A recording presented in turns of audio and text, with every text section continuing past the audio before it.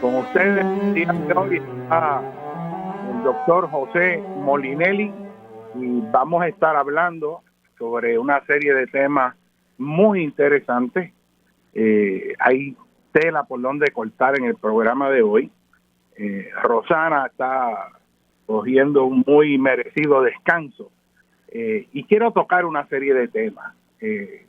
Quiero tocar naturalmente el asunto de la apertura de las escuelas, y en este programa quiero aprovechar el tiempo que nos da para poder discutir ampliamente problemas asociados a la vulnerabilidad sísmica de las escuelas. En este momento gran parte de la discusión está focalizada a la logística de cómo abrir las escuelas dentro del contexto de la pandemia del COVID. Y dentro del contexto del deterioro que ha sufrido la infraestructura de escuelas a partir del huracán Georges, los terremotos del pasado año, y el estado de deterioro y de falta de mantenimiento general. Y yo quiero destacar pues esta honda preocupación que yo tengo con respecto a que se abran las escuelas sabiendo que gran parte de esa infraestructura no aguanta un terremoto fuerte.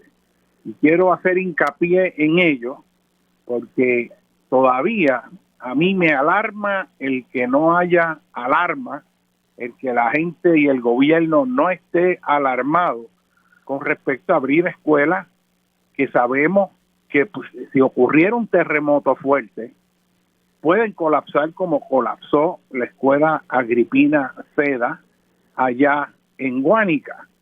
Y quiero explicar esto bien para que se entienda, porque hay mucha confusión.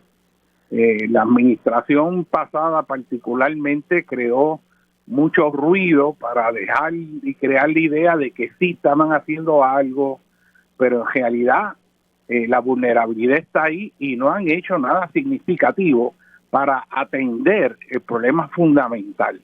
Y aquí de lo que estamos hablando, amigos, es de la vida de nuestros hijos, de un escenario en que pueden quedar pillados, aplastados, y lo voy a decir así de crudo, porque esa es la realidad, en esas escuelas, por negligencia de nosotros, que sabiendo la existencia de esa vulnerabilidad, no hemos tomado medidas para atender eso con urgencia. Y sencillamente vamos a abrir el semestre escolar como si todo estuviera bien. Y quiero pues volver a explicar por qué esa situación está y qué tenemos que hacer con respecto a ella. Ese va a ser uno de los temas, pero no el único. Quiero hablar también sobre esta ley que se ha propuesto para controlar el llamado boceteo, que debería en realidad abarcar más porque el problema de ruido ambiental en Puerto Rico es sumamente amplio. Así que hay distintos temas que tenemos que tocar. Está el sismo de México, está todos estos cargamentos que han cogido de droga, que ya uno se sorprende porque casi toda la semana aparece la noticia de que se ha incautado un cargamento millonario de droga, cientos de paquetes de droga, de cocaína, principalmente con un valor en el mercado de muchos millones de dólares, aparecen ya prácticamente en todas las áreas costeras de Puerto Rico. Lo mismo en Isabela, que en Arecibo, que en Cabo Rojo, que en Fajardo, que en la costa sur. O sea, es continuamente estamos oyendo de que se ha interceptado o ha encontrado o han aparecido embarcaciones que aparentemente las abandonaron por temor a que los cogieran y dejaron la droga ahí porque no le dio tiempo de sacarlo. Y a mí lo que me sorprende de todo esto es la frecuencia. Yo no sé si es que la policía está actuando de forma mucho más efectiva o que el narcotráfico está actuando así, ha intensificado sus operaciones, pero que el que esa situación es una de carácter alarmante debido a que revela, o sea, el nivel de tráfico de drogas que está ocurriendo en Puerto Rico. Así que eso y otros temas quiero discutir, pero quiero comenzar el programa de hoy en una nota más suave. Y es que ayer por la mañana voy yo por la carretera de Cagua allí a buscar un pan francés a la francesa. Y cuando voy bajando por la cuesta esa que está antes de llegar a la Peña de la Pava, donde está el puente del General Norzagaray, que es el puente español ese antiguo que pasaba por la carretera vieja de Cagua. Y cuando voy bajando por ahí, a eso de las 7 de la mañana, veo en el fondo del valle, serpenteando con las sinuosidades del valle, todo un toldo de niebla maravilloso. Y esa niebla era bien intensa, estaba baja, estaba en el lado de la sombra donde todavía el sol no le estaba dando. Y ahí me pareció maravilloso, me estacioné, lo fotografié y me quedé reflexionando, ¿no? de la belleza que nosotros tenemos alrededor y que a veces no sabemos apreciar. Y vi la meteorología ayer, y es que el punto de condensación, ¿verdad?, lo que llaman el dew point, que es el punto, la temperatura a la cual el vapor de agua de la atmósfera se empieza a condensar, era de 68 grados, lo que quiere decir que esa madrugada estuvo fría, se condensó el vapor de agua y generó esa niebla casi en el área urbana de San Juan, casi a tiempo que yo no vería eso. Y me pareció eso algo, ¿verdad?, extraordinario, ese recurso, agua, esa niebla. Y yo no sé si ustedes han tenido la experiencia, a veces cuando uno va a las montañas, que es mucho más común en Puerto Rico, de entrar a un área donde hay una niebla intensa, que según usted va caminando, usted va sintiendo esas gotículas de agua suspendidas que van tocando su piel y lo van humedeciendo. Y es como, cuando es más intensa esa niebla, es como una llovizna bien suave, que es totalmente lo opuesto a lo que ocurre cuando hay un aguacero torrencial, donde esas gotas de agua caen con una fuerza que casi queman, como dicen la gente, o esos aguaceros torrenciales que ocurren cuando se está metido en el campo, en una casa de zinc, y oye esas pulsaciones de ese viento con esa lluvia, en ese ritmo cíclico, ondulando, a veces más fuerte, a veces más suave, y vuelve y arrecia, y es como si se estuviera columpiando. Son las ondas del viento que traen esa lluvia que cae del cielo y que besa la tierra, a veces suave, a veces con fuerza. Y cuando uno ve eso y entiende los procesos que están ahí detrás, es como algo, yo te diría, espiritual, porque ese proceso de formación de lluvia requiere que ocurran tantas cosas. Yo no sé si ustedes se acuerdan en la sequía, que aquí se contrataron gente para que desde unos aviones arrojara unos cristales, normalmente se usan nitrato de plata, para inducir que haya lluvia. Y es que usted puede tener vapor de agua condensado, que es de lo que está hecha las nubes, que están en estado líquido, están suspendidas, pero tiene que haber un proceso que todas esas gotitas que hay ahí suspendidas, microscópicas, se empiecen a aglutinar, empiecen a coalescer, empiecen a racimarse, a pegarse para formar una gota mayor que tenga suficiente peso entonces para que pueda caer por acción de la fuerza de gravedad. Así que cuando esas gotas de lluvia van cayendo en ese cielo puertorriqueño, esas gotas van cogiendo una forma aerodinámica, van chocando unas con otras y se hacen más grandes, llegan a un tamaño de inestabilidad y se rompen en partículas más pequeñas, y muchas veces antes de tocar el suelo se juntan y se separan, y vuelven y se juntan y se separan. A veces caen y nunca tocan el suelo porque se evaporan antes de llegar a él. Pero cuando llegan, si la superficie tiene cobertura vegetal y hay árboles, y hay grama, y hay pasto, y hay arbustos, y hay vegetación, esa lluvia cae sobre la vegetación y sirve como esa vegetación como una sombrilla que amortigua el impacto de esa lluvia sobre el suelo. Absorbe esa energía con que viene la lluvia y entonces cae, empieza a gotear, empieza a moverse por las ramas, por los troncos, y empieza a entrar suavemente al suelo.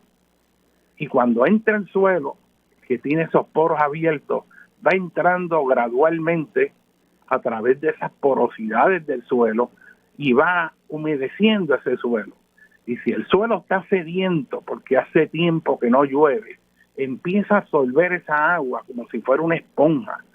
Y antes de que el agua pueda seguir hacia abajo gravitacionalmente, cada partícula de suelo que está en la parte superior primero tiene que pintarse de agua alrededor de cada partícula, como si fueran esferas o estructuras poligonales, ¿verdad? Cada granito de arena, de limo, de arcilla, de grava que esté ahí en ese suelo, se moja y el exceso entonces cae hacia abajo y moja la próxima, y el exceso que hay cae hacia abajo. Y así a través de los capilares y los espacios intersticiales del suelo, ese manto de humedad va bajando, bajando, y si el aguacero continúa, sigue entrando agua y va bajando, bajando, humedeciendo ese suelo. Las raíces entonces de los árboles, de las plantas, cogiendo esa humedad mezclada ya con los minerales que disolvió, y empiezan sus procesos vitales. Esa agua sigue bajando si continúa la lluvia hasta que llega en una zona donde todos esos poros están saturados. Y esa es la que llaman el nivel freático. La superficie de esa zona es el nivel subterráneo de agua. Y toda esa zona está saturada y se va moviendo lentamente a través de esos poros, de las partes más altas a las partes más bajas, hasta que llega y resurge por las quebradas y por los ríos. Así que esa agua de lluvia que se infiltra en el suelo, se mueve a través del suelo cada vez más profundo y viene a resurgir y salir por el lecho de los ríos y las quebradas. Y esa es la razón por la cual en las zonas húmedas como el norte, el este y el oeste de Puerto Rico, Mayagüez, toda esa área, usted puede tener ríos que tienen aguas quebradas casi todo el año, aunque no haya llovido. Puede pasar 1, 2, 3 semanas y usted va en unos ríos y lo ve que está saliendo agua, y esa agua es cristalina. ¿Y de dónde viene esa agua? Pues esa agua es agua subterránea que brota por el lecho del río, está resurgiendo y continúa ese camino sinuoso a lo largo de ese río hasta que llega al mar. Los minerales que disolvió en ese recorrido a través de la tierra los lleva disueltos, y esos minerales los va acumulando al mar, y poco a poco, llevando esos minerales disueltos al mar a través de millones de años, la llegada de esos minerales y el almacenamiento de esos minerales disueltos en las aguas del mar es lo que hacen que el mar sea salado. Y aunque parezca contradictorio, mire esto, qué cosa hermosa. El agua dulce de los ríos de la tierra son los que causan la salinidad del mar, porque el mar, los océanos, es como un almacén donde llegan todos esos minerales, todos esos átomos, todos esos iones de calcio, sodio, magnesio, potasio en solución, el bicarbonato, todo eso llega y va salinizando ese mar. Así que en el mar, una vez está eso, el sol le da la superficie y lo evapora, y sale ahora de agua líquida a vapor de agua que va a la atmósfera, y como el viento se mueve, gracias a que la tierra se calienta diferencialmente, pues hay corrientes de viento que cogen ese vapor de agua y lo llevan a la tierra. Y ahí se dan los procesos que producen lluvia para volver a regenerar ese ciclo hidrológico, ciclo del agua. donde hay un movimiento perpetuo, continuo, de aguas recirculando a través de la atmósfera, la tierra y los océanos.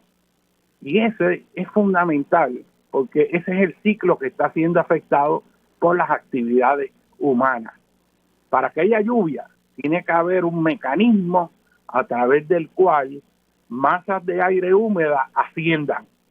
En cualquier lugar que usted tenga masas de aire que tienen humedad, como el agua que entra con el viento alisio a Puerto Rico, que ha recorrido el océano y viene cargado de humedad, y cuando entra por las costas de Puerto Rico, cuando ese viento alisio va entrando por la costa de Fajardo, de Carolina, de Ceiba, de San Juan, entra por ese llano costero y según va entrando tierra adentro, va ascendiendo con la falda de la cordillera central de la Sierra de Luquillo, y como no tiene para dónde ir, no le queda más remedio que subir, y toda masa de gases, ¿verdad?, en este caso el aire de la atmósfera, que va subiendo en la atmósfera, se va enfriando, y según se va enfriando, se va condensando, y eso es lo que produce la famosa lluvia orográfica, que es la lluvia inducida por las montañas.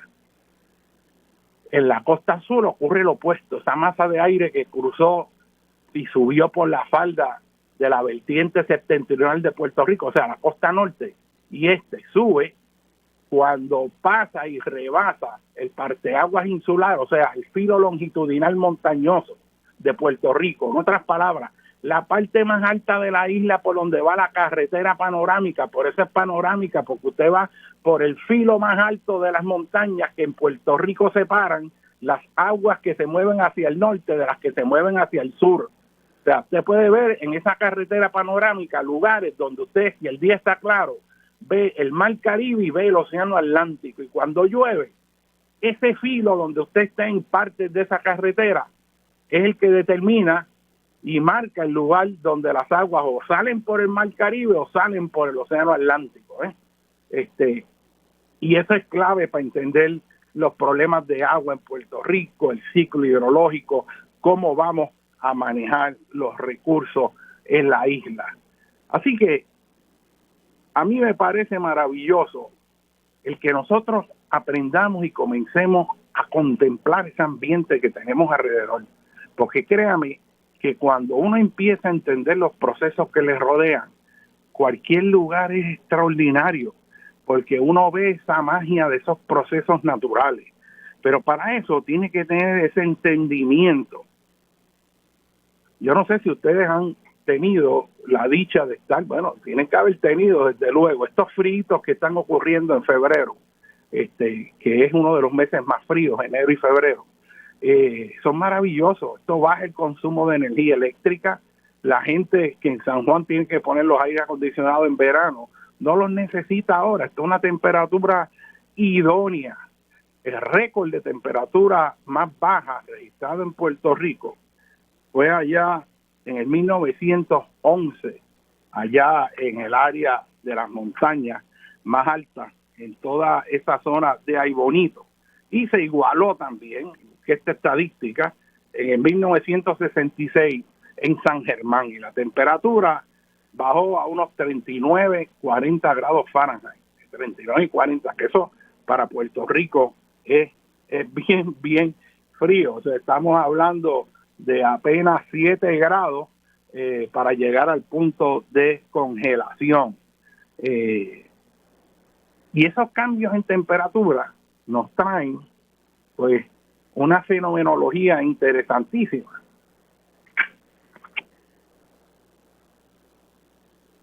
Estamos aquí en el aire.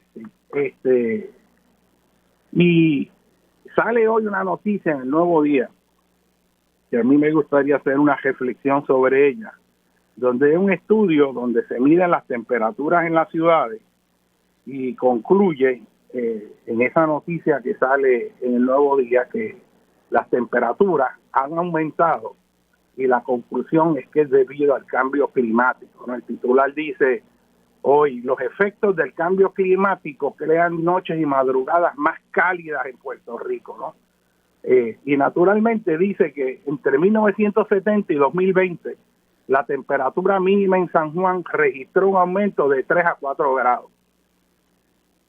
El dato es correcto, pero yo quiero plantear, ¿verdad?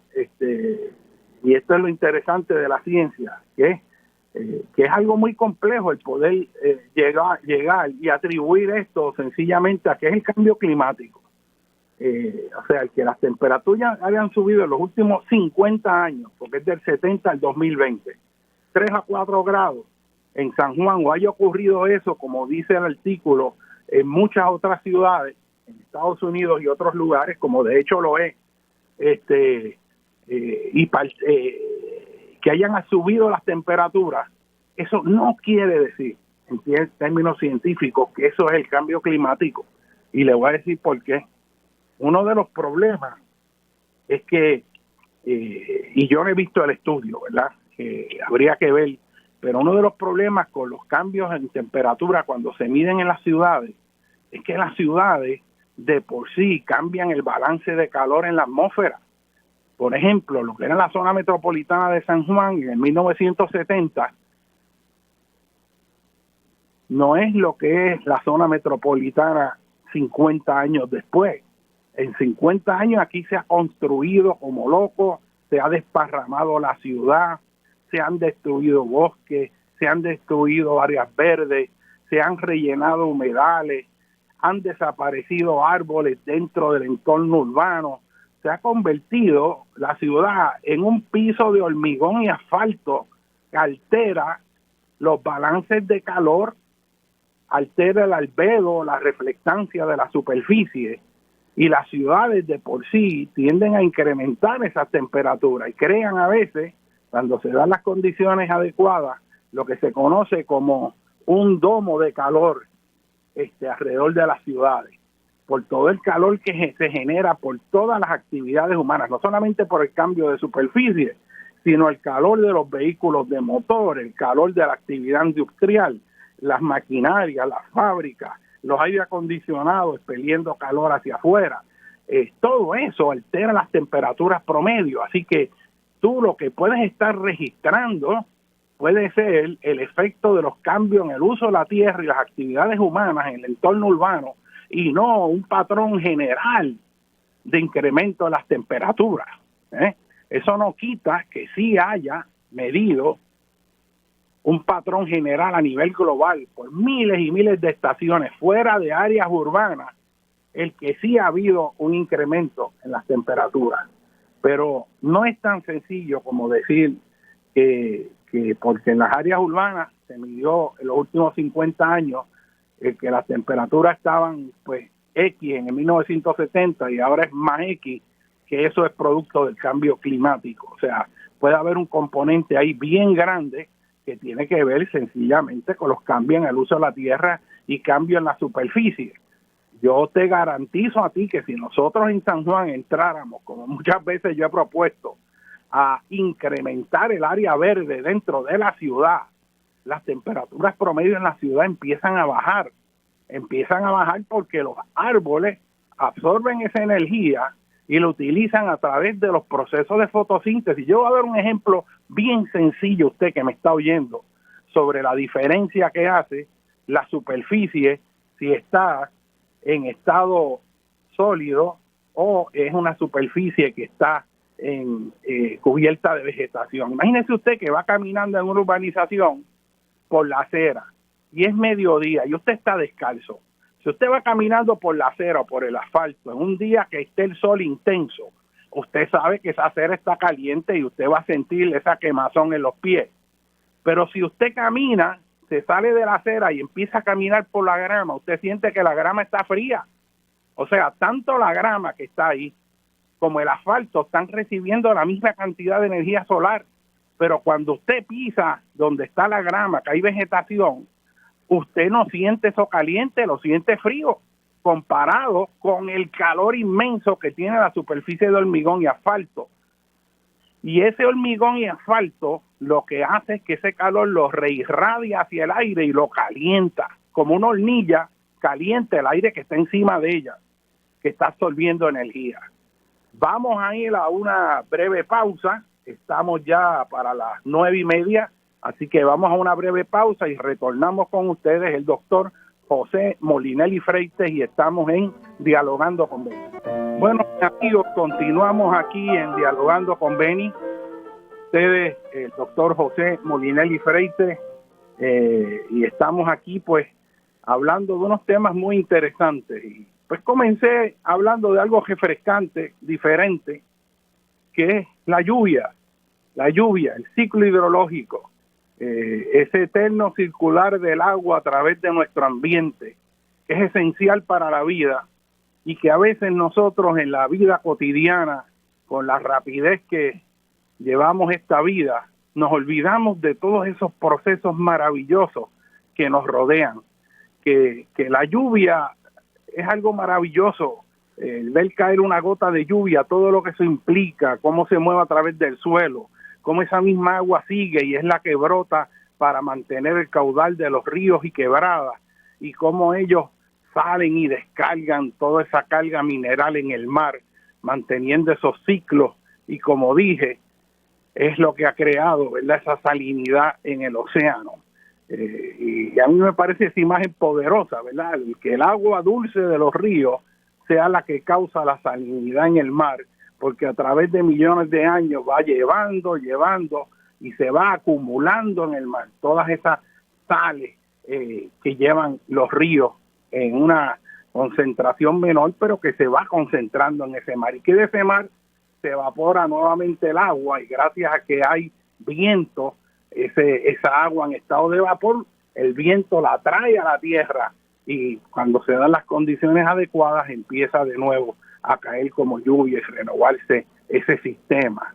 Mire, si hay algo que hace a la tierra maravilloso, es que la tierra, en vez de ser tierra, en realidad debería llamarse planeta agua. O sea, de todo el sistema solar, donde único hay agua en la cantidad que hay en la tierra, en el volumen que hay en la tierra, donde único se da un rango de fluctuación en la temperatura que permite que el agua ocurra en abundancia en sus tres estados, sólido, líquido y gaseoso, es en la Tierra.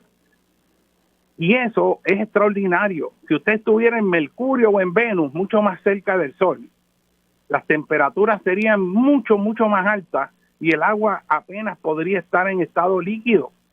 No podrían haber los océanos que hay aquí porque se hubieran evaporado. Eso estaría como vapor de agua en la atmósfera por las altas temperaturas. Pero si está más lejos, como en Marte, Júpiter, mucho más distancia, esa agua estaría como hielo, principalmente. En un momento hay señales de que sí, en Marte hubo ciclo hidrológico. Usted sabe que cuando uno mira las imágenes de satélites que están saliendo ahora tan detalladas con estas misiones satelitales de exploración del planeta Marte y los artefactos que han colocado y los robots que se mueven por la superficie tomando muestras de sedimento, allí se ven cauces de ríos con sus sinuosidades, se ven deltas de los ríos con acumulaciones de sedimento, o sea, se ve todo un paisaje geomorfológico que indica el trabajo de los procesos fluviales, o sea, asociados al agua que corre por la superficie.